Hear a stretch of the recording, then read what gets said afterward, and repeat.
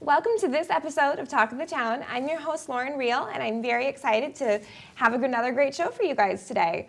To start off our program, we're going to have our news partner, Vicki McCarthy from the Madison Community Montessori School, joining us. Welcome. Great to see you here again. Great to see you again. So today is going to be kind of fun because we're doing like a part 2 about Montessori in the home. I know last time you were here, we started talking about what to do with an infant as soon as they come home to make your home like a Montessori place. So what about that 5 to 12 month mark? Let's talk about what advice you might have for a family that's kind of at that age range right now with their child. So just like when a baby first comes into the home, when a child starts to move, it's a whole new thing, and there's a lot of transition going on in the home environment because you need to make sure that your environment matches the child's development. And so this too is a time of transition.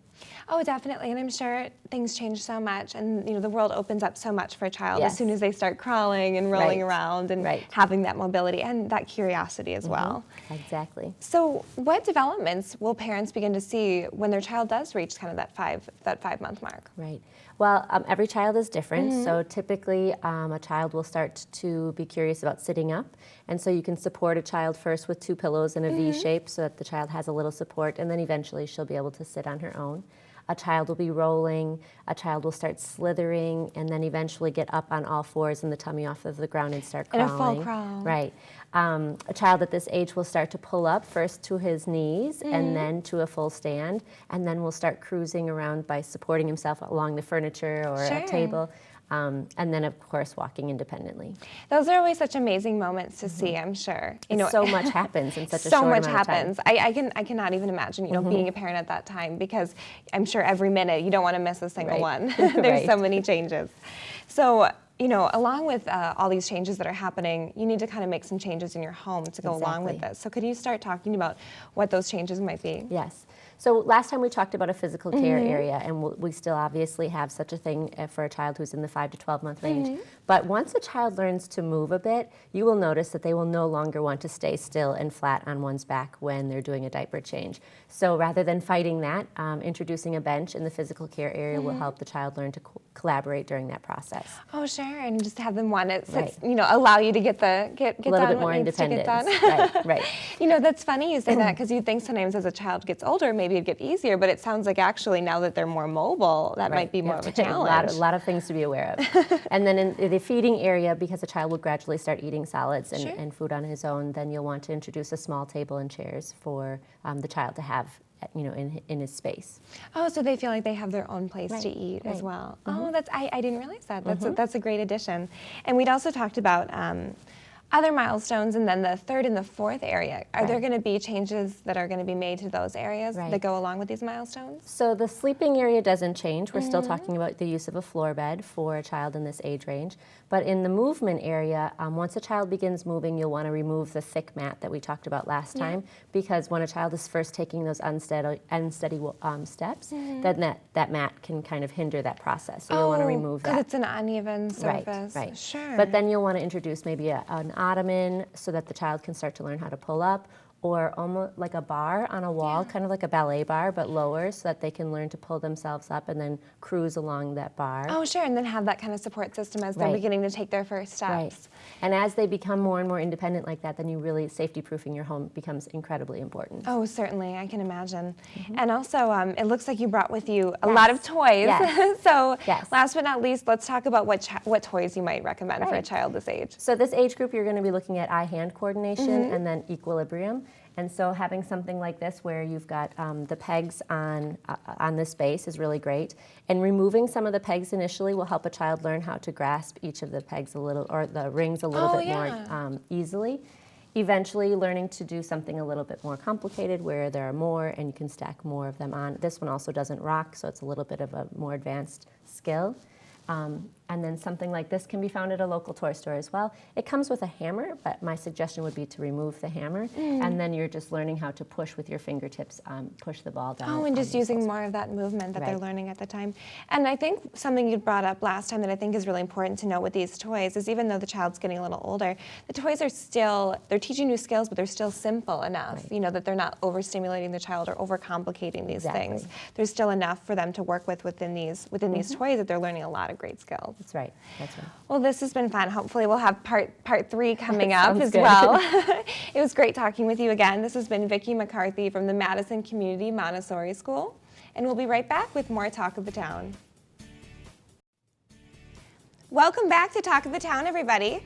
We have a new guest with us now. This is Aaron Backer and Ian from WAGS. Welcome to the program. Oh, thank you. I'm so glad to see you guys on here today. It's great to have you on. So let's just give a quick background to our viewers. What does WAGS stand for? WAG stands for Wisconsin Academy for Graduate Service Dogs. And you guys do so many great things for the community. So can we start by talking about the different ways that someone with a disability could benefit from having a service dog in their life? Yeah, so most of the people that get our dogs are in wheelchairs. So the dogs help them pick things up off the floor, grab things from counters, help them get their clothes on and off, doors open and shut. And just be safe. They can press panic buttons, grab your cell phone. Some dogs are even trained to leave the house and go alert a neighbor that they need help. So That's lots amazing. of different things. And I know we were just talking before the camera started about there's so many different things a dog can do that you might have never imagined, or that maybe you wouldn't necessarily train your pet to do, but in these situations, if you do have disabilities, it can be an absolute life-changing thing. Yeah. And you said Ian can pick something up as small as a dime, Small as a dime. We always say if it fits in his mouth, he can pick it up. He's actually better with something as small as a dime than like a cane. Oh, really? So his skills are small things, Very but all the dogs are different. High dexterity. Yeah, I'm sure everyone has a little bit of an individual personality and skills that they focus on. So Ian looks like a very happy camper, but can you tell me what life is like for a service dog? So a service dog that is eager to please and really wants to work, that's what makes a good service dog. And what's really great about it is they go everywhere their person goes. So they don't get left behind 8 hours a day while you're at work. So they go to the grocery store, they can go to church with you. Everywhere the person goes, the dog can go too. And if the person is asking the dog to do things and helping them, if the dog has a real strong work drive, it's a great combination. And that's a great fit. And that sounds wonderful for a dog that wants to work and be part of that day-to-day life. They're going to be so happy because there's going to be so much going on in their life. They're going to be involved every step of the way. And we use Goldens, and Goldens are really eager to please. So Are they? They love doing that. And that's one of the things I noticed right away about Ian is he just looks like he has such a great, happy attitude. He does. That's wonderful. So I know we talked a little bit about some of the characteristics of a successful service dog, but can we also talk about, can you help to train those characteristics, and who does the training for the service dogs? Well, one of the best things about WAGS is all of the work is done by volunteers. So all of our dogs, they're all trained by volunteer trainers. And they give up a lot of time. They have to train individually and as a group. They take the dog everywhere. They're always working on skills and commands, and they're always looking at their behavior and seeing what the dog does and either correct it or encourage a good behavior. And so that's really wonderful. They give us thousands of hours a year.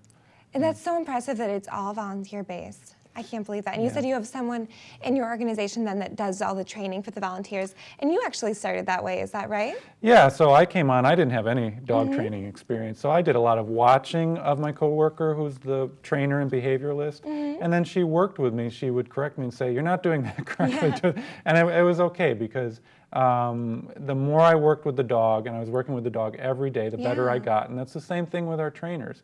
You give them some knowledge, you work with them, but as they're working with that dog every single day, they get better and better, your confidence grows. Absolutely, and I know especially as long as they're passionate about it and they have a dog with these wonderful characteristics where they want to work, and I bet that partnership can just really flourish even with someone that hasn't had maybe any training beforehand. And they bond with the dog. And the only downside of this is that you have to give up the dog so that someone else can have a better life. So we're always looking for people that love dogs, but you also have to want to make a huge difference in somebody's life. For someone else, yeah, definitely. because that's the end goal, to help someone with that dog. So on that train of thought, what kind of people receive a dog from WAGS? So most of the people that get our dogs are in wheelchairs. Maybe they have multiple sclerosis or cerebral palsy. And do they come to you, or are they nominated in a way, or what's the process They there? come to us. We have a really good reputation in the city and around the area. That's how I heard of you in the first place. So, a you lot of definitely people do. say, someone told me about WAGS, and I thought I would call.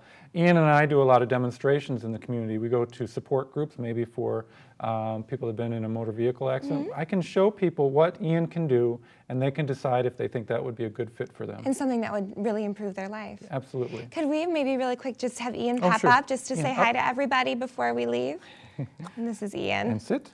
What a cutie. I just wanted to make sure that he got his moment on camera as well. Thank you. Well, it was wonderful. Thank you for coming on, Aaron. And Ian as well. This has been a great opportunity to learn more about WIGS. We appreciate you guys coming on the program. You bet.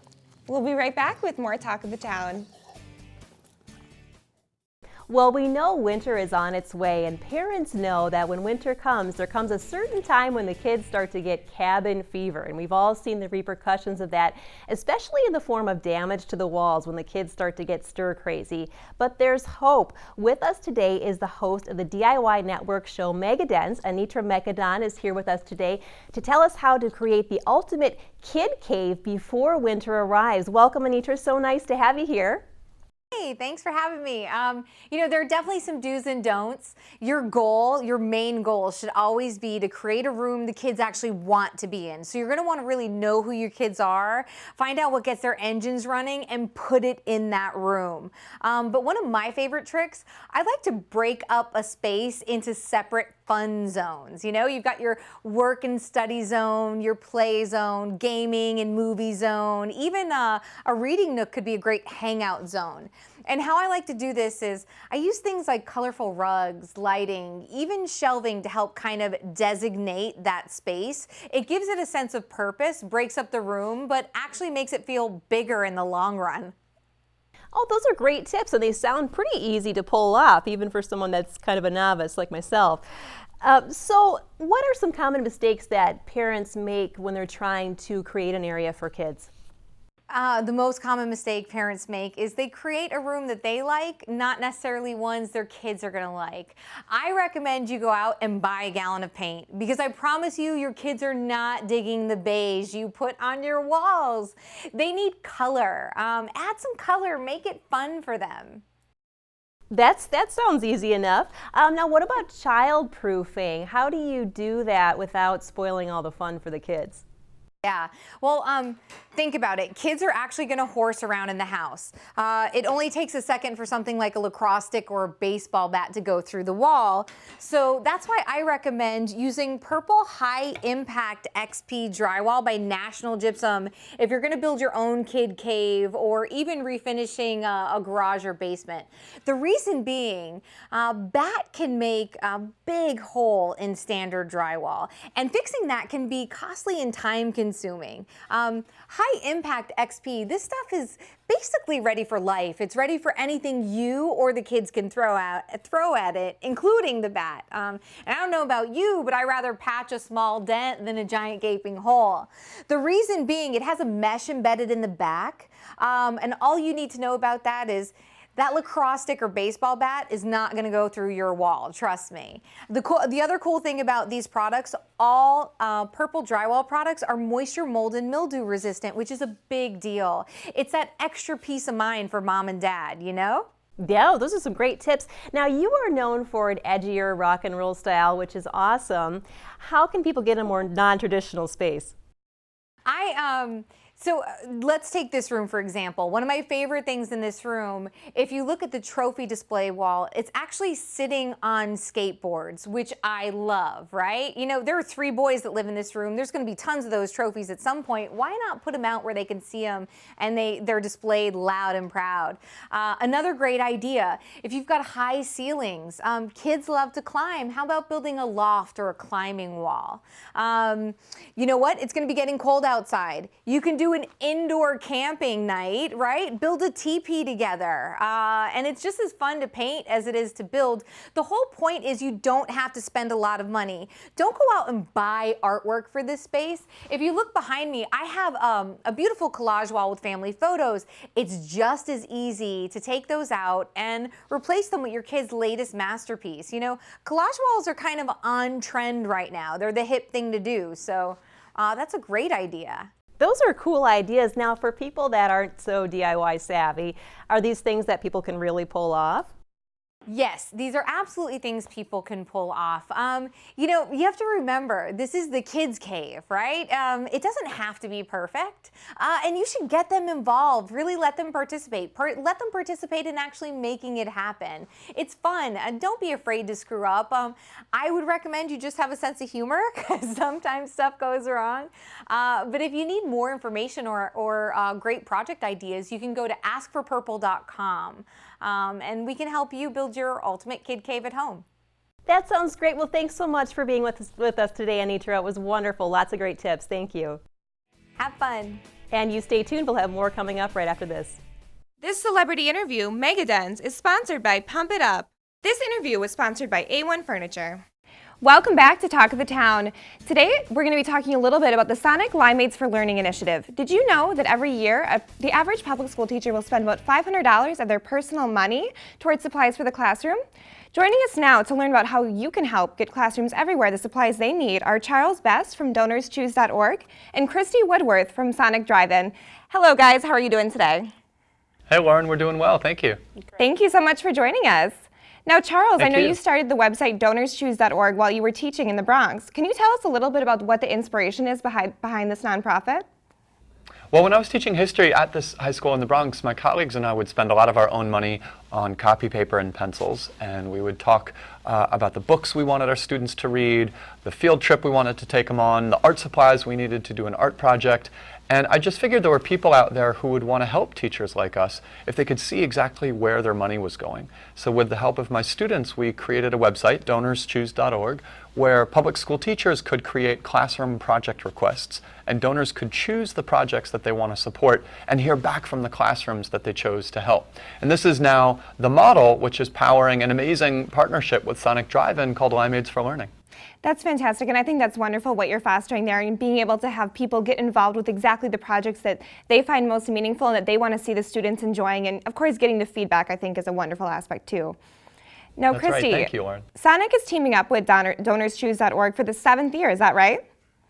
That's right. It's been a real pleasure to partner with DonorsChoose.org over the past 7 years and grow our engagement with them over time. We developed Limeades for Learning as an avenue for our customers and fans and your viewers to support local schools and to make a difference and give back. We put our entire donation, it's more than $500,000 this year, in the hands of our customers, fans, and your viewers to tell us where we should donate.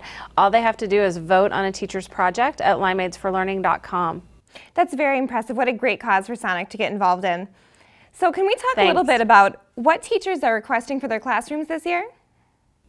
Sure, Lauren. Well, teachers in Madison alone are requesting materials ranging from book binders to chemistry supplies to books to headphones for read-along, audio equipment. These projects really show not just the needs of Madison classrooms, but the innovation and the imagination of Madison teachers. Oh yeah, there's so much creativity here, and you guys are just giving this great opportunity for them to keep building on that creativity and keep doing these projects as they come to mind. And I think that's wonderful, because I'm sure there's so many things that teachers imagine, you know, they're dreaming it, but they don't know how to actually make it happen, and now you've kind of provided them a way to do that.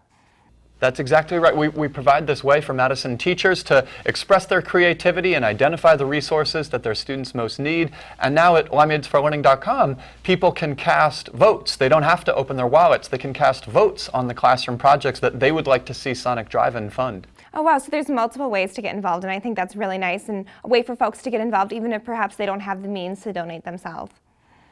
Now, Charles, can we talk a little bit about why having the right tools in the classroom is so important to the learning environment?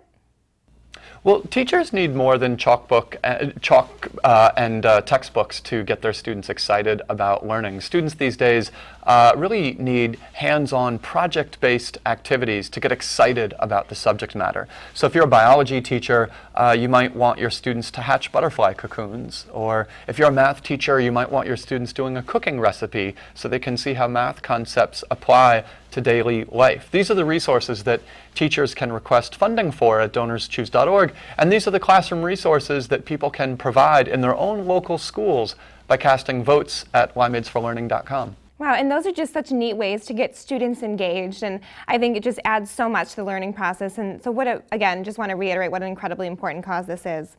Now, last but not least, for viewers at home, where can they go to get more information? Of course, just once again, where can they cast these votes? It's really simple. You can pull out your cell phone, take out your laptop, and go to limeadesforlearning.com, search for a project, and cast a vote. And then you can share that on social media, and we'll give you a few incentives to keep voting and stay engaged. And we're looking forward to funding projects this fall. So many great ways to easily access the information, cast your vote, and get involved with Sonic Limeades for Learning.